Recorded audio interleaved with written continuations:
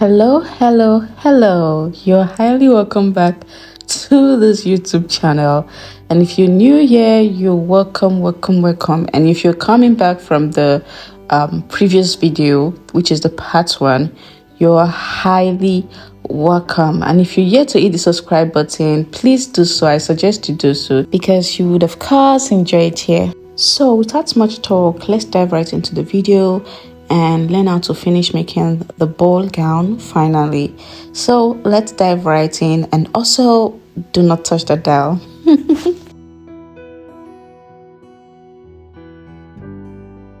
Like I earlier stated, this video is a continuation from the previous video, and if you've not watched the previous video, which is the part 1, of course, I'll drop the link on the description box, or I will pin it on the comment section, so you go ahead and watch it and then you come back and join us.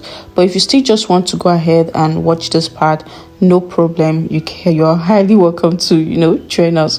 So for those that watched the previous video, there was something I failed to mention, is that there are several methods in attaching the lace fabric to the doll face or a duchess fabric, whichever you want to use.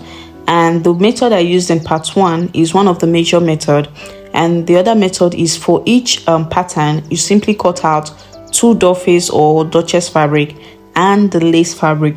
So for example, when you're cutting out the front pattern, you simply cut out 2 doll face for the front pattern and also cut out the lace as well.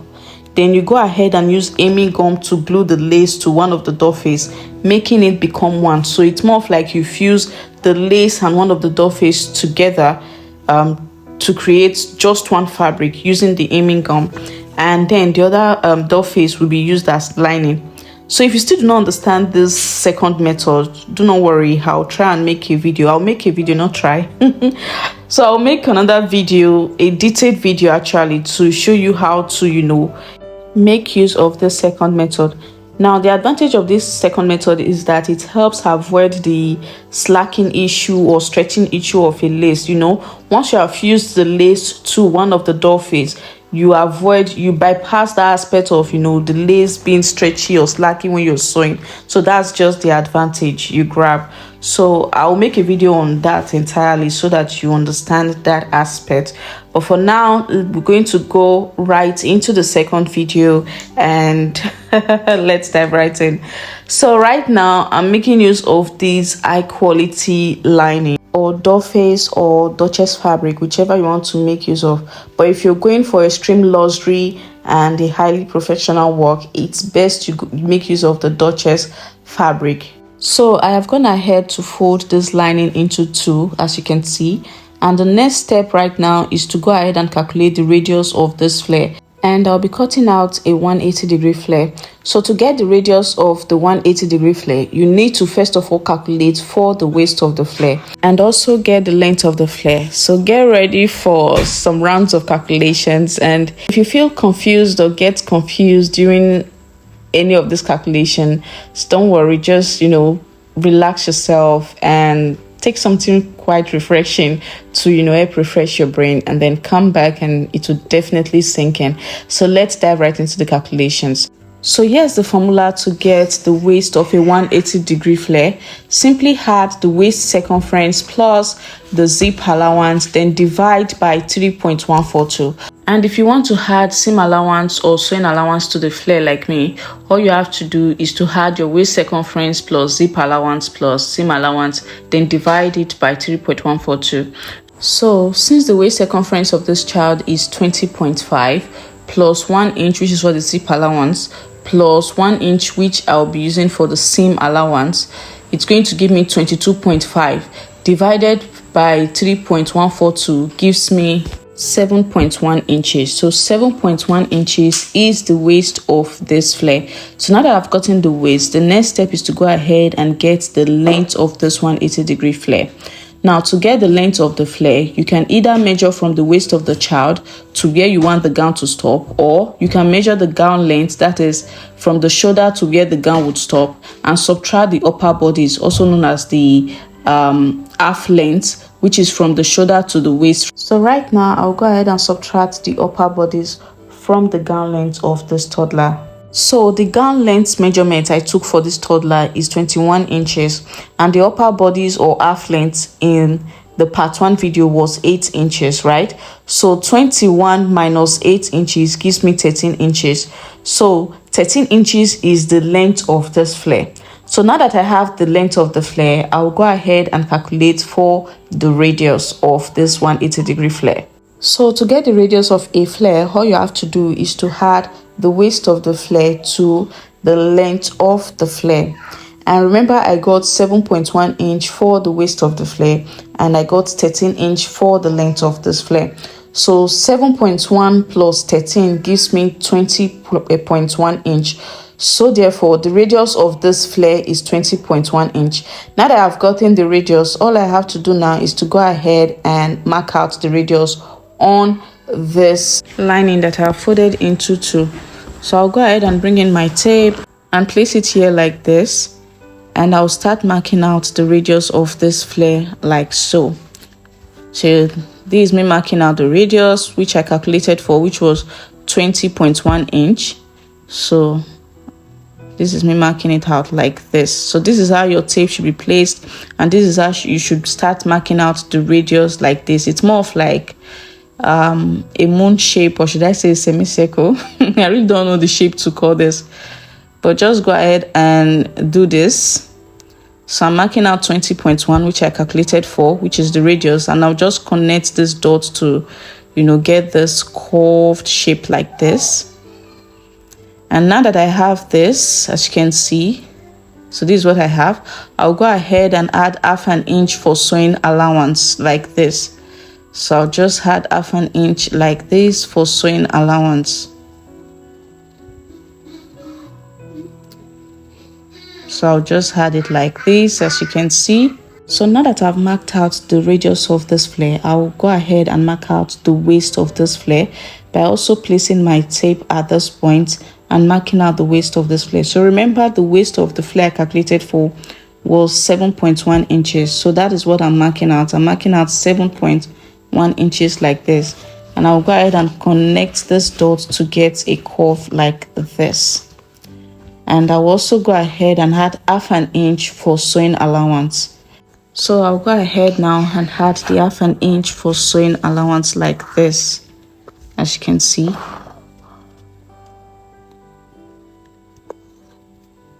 And now that I've added it, I'll just connect these dots to get a curve like this, and I'll bring in my scissors and cut this out like so. After cutting this out, the next step is to go ahead and also cut out this part as well. So I'll just go ahead and cut. So this is what I have after cutting it out. So I'll just bring in my tape to measure and show you that I have 13 inches here, which is actually the length for this flare. So you can see that the waist, the length, and the radius of a flare are all kind of related. They're all kind of connected. It's just for you to understand the formulas and how to make use of them, and you would always get a perfect flare. So I went ahead to use this flare to cut out another flare, making it 2, as you can see. And please ignore the fact that this fabric is not ironed out. There was no means for me to iron during the course of this tutorial. So I'll just bring in one of the flare and I'll go ahead and open it up. So on this flare, I'll be attaching the hard net, and in order to attach the hard net, I'll be coming down by 1 inch from the waist like this. So I'll just mark 1 inch from the waist like this, as you can see, till I get to the other end of the waist. I'll keep marking 1 inch down like this, and the hard net will be sewn to this line that has been marked out. So go ahead and mark 1 inch from the waistline. So the reason for marking 1 inch down is to, create enough space for stitching this flare to the upper bodice. After doing this, the next step is to also go to the bottom of the flare and mark 1.5 inch upward like this. And the hard net will stop on this line that is being marked out. So I'll keep on marking the 1.5 inch upward like this till I get to the other end of this flare. And please note that half an inch will be used for aiming of this flare. So I'll just keep marking 1.5 inch like this upward. till I get to the other end of this flare like I earlier stated.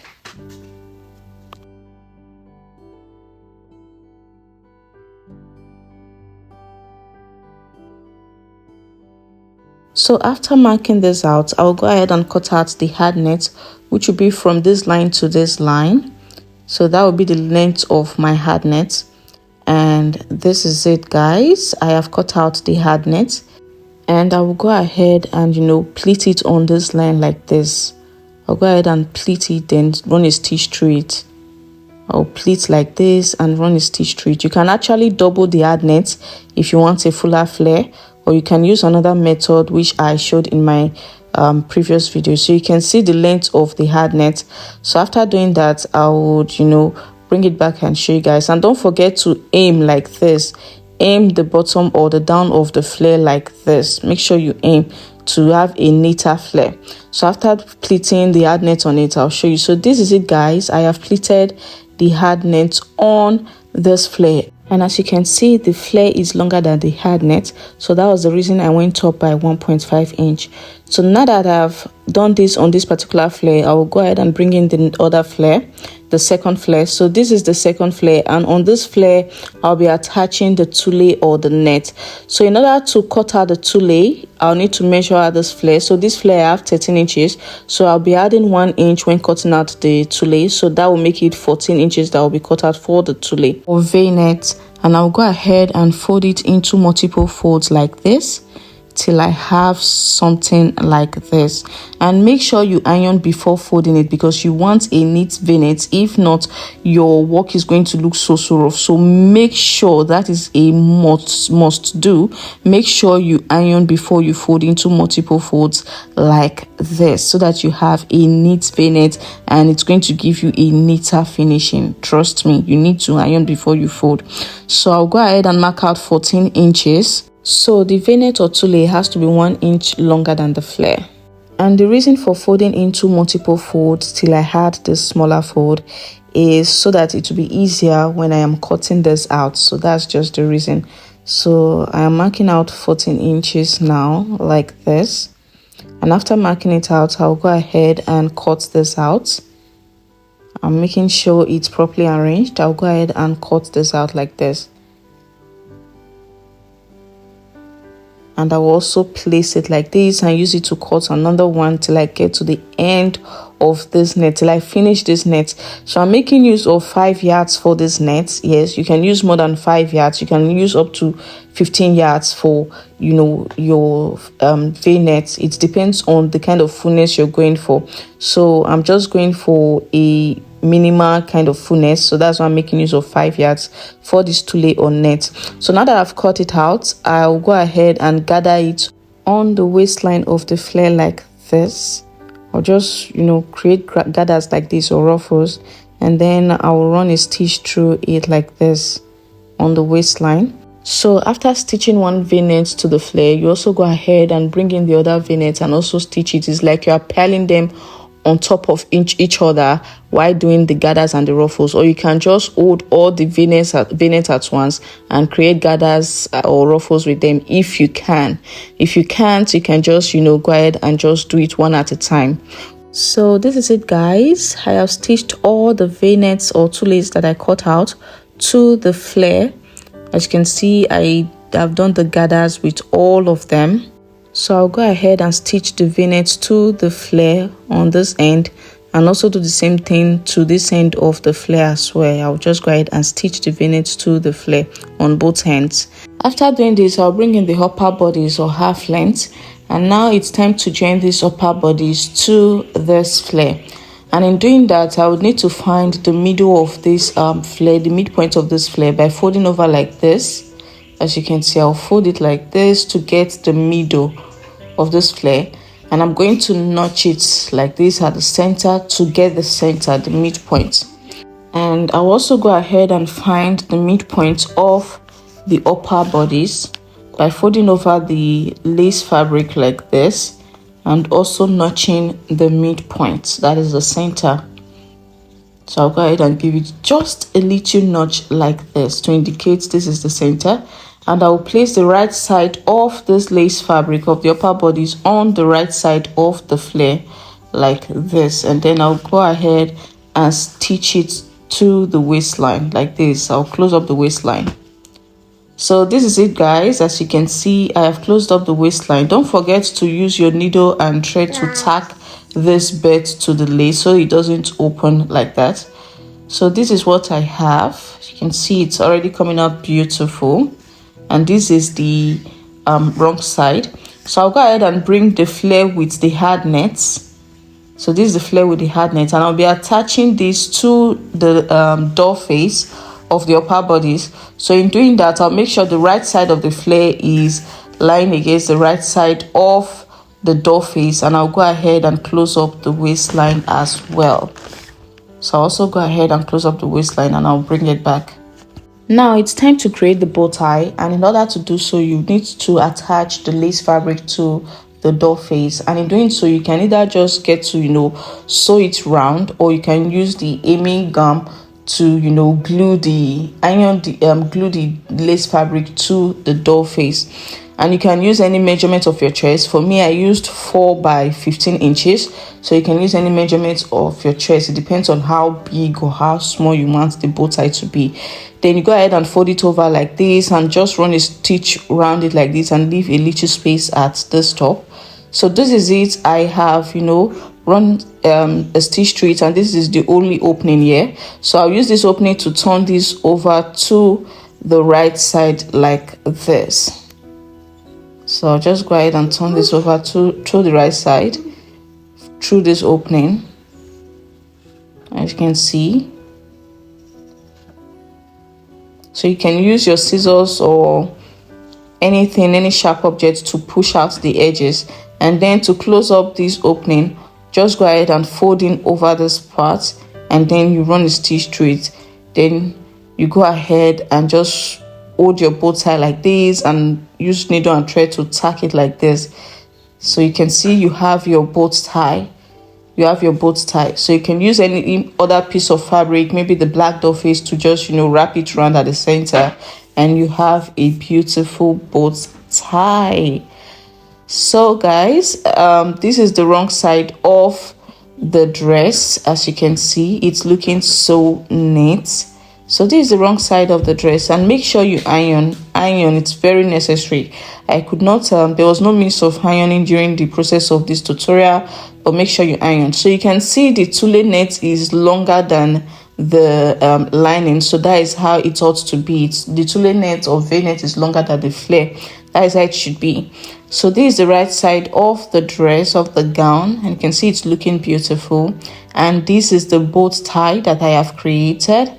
You can see how beautiful it's looking. So I would use the needle and thread to tack this to the belt, to this center belt, and you can see I've closed up that opening. So I use my needle and thread, and as you can see, I've also tacked the belt neatly to the lace fabric. So this is how I would want to place the bow tie on this dress. This is how I would want to place it. So you can place it anywhere you want. It depends on the kind of design. Just be creative, So that's just it. So now it's time to sew in the zip. Yes, it's time to sew in the zip. I'll be making use of this black zip. So I'll turn over to the back of this dress. And in order to sew in the zip, you go ahead and I used 1 inch for zipper allowance. So in placing the zip, I'll make sure the right side of the zip is facing the right side of the dress like this, and I'll take note of the 1 inch I used for zipper allowance. So this zip is going to be lying on that line, the zip line. I hope you understand. That is 1 inch. I'll measure 1 inch, and then on that 1 inch line, the zip is going to start there. That's where I'm going to stitch the zip to, and then I'll turn over my lining like this, or my doll face like this, and I'll go ahead and stitch it up. And I'm going to stop here on this gown, and I'll stitch it up. And after stitching it up, I'll bring it and show you guys. So this is it, guys. As you can see, I have stitched it up, and you can see the 1 inch I used for zipper allowance. So I'm going to turn this over to the right side now. turn it over to the right side. So at this point I realized I made a mistake here at the tip beginning of the zip, so I'll actually correct that. So this is how it should look like. You can see the right side and you can see the wrong side, the wrong side. So next is to also go ahead and fix this other side of the zip on the other side of the dress. So you go ahead and open it up, and you also flip it over and make sure the right side of the zip is lying on the right side of the fabric, and you turn over the door face as well. So you open it up so it will be easier for you. Open up the zip and take note of the 1 inch for the zipper allowance, and you go ahead and also, you know, stitch it. So that's just the simple method. That's just a simple method. So you stop somewhere around the gown. So this is how the wrong side should be, and this is how the right side should be. So at this point I have stitched the zip to the dress, and as you can see I've made the corrections at the tip of the zip. So you can see how beautiful it's looking, and the zip is neatly sewn to the dress. So I'm actually going to turn this over to the wrong side, so we'll do the final and total finishing. So I'll just go ahead and turn it to the wrong side like this, as you can see. So this is the wrong side of this dress, and you can see how neat and beautiful it is. So please make sure you iron after every step, after every, you know, process. Make sure you iron. And this is the other side of the wrong side of the dress. So right now it's time to close up this remaining part. So you're closing it up, you go ahead and bring in your door face like this, and, you know, stitch it up using 1 inch. You go ahead and close it up, and you should have something like this at the other side. So this is what you should have, and make sure this zipper end is inside.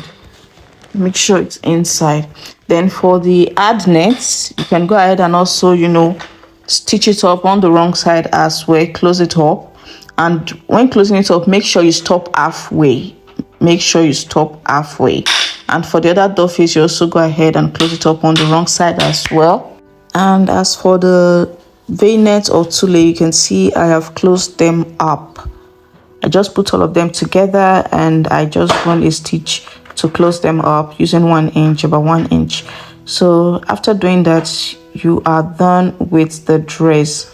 You are done with the dress. And let me turn over to the right side again, because I am gushing over this beautiful dress. So right now, this is what I have after finishing it up. So I'll go ahead and, you know, sew in the appliques. I'll go ahead and sew in the appliques. So if you enjoyed this video, and if this video was helpful to you, and you're yet to hit the subscribe button, what are you waiting for? Do well to hit the subscribe button, and also give this video a thumbs up. So guys, this is it. So with all of this information on how to sew a ball dress, you should be able to create something beautiful, something, even if you don't create this particular design, you should be able to create an amazing style, an amazing design. So see you on my next video. Love ya. Mwah.